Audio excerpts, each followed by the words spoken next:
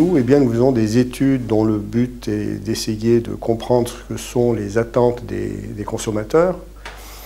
Et ce qu'on observe, c'est, je dirais pour résumer, au moins deux choses importantes. C'est que, premièrement, les consommateurs aujourd'hui sont de plus en plus préoccupés par leur santé.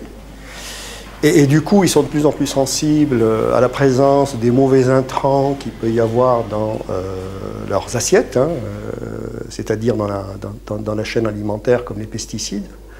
Ça, c'est une première chose. Et le lien avec l'écologie, il est là, en réalité, avec la préoccupation écologique. Donc, préoccupation écologique et préoccupation santé, ce sont deux choses qui sont étroitement liées dans la perception des consommateurs.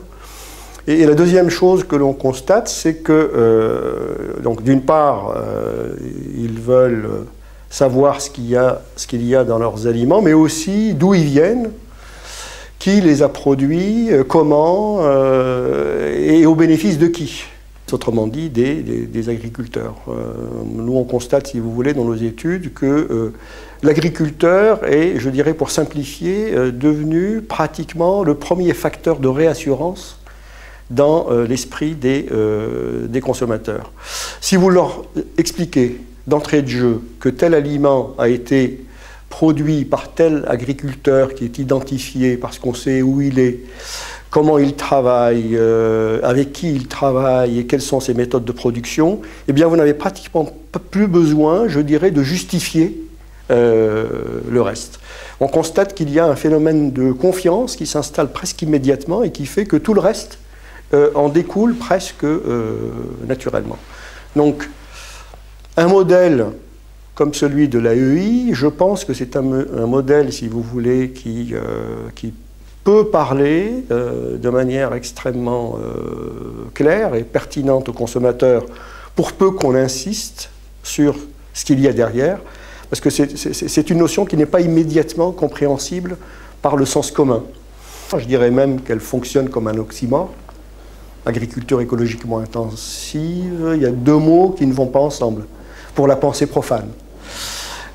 Donc, trouver, je dirais, une dénomination qui soit beaucoup plus claire, premièrement, et deuxièmement, donner des arguments concrets pour attester que les progrès, à la fois écologiques et sociaux, hein, sur lesquels on veut adosser le concept, sont vérifiés, crédibles.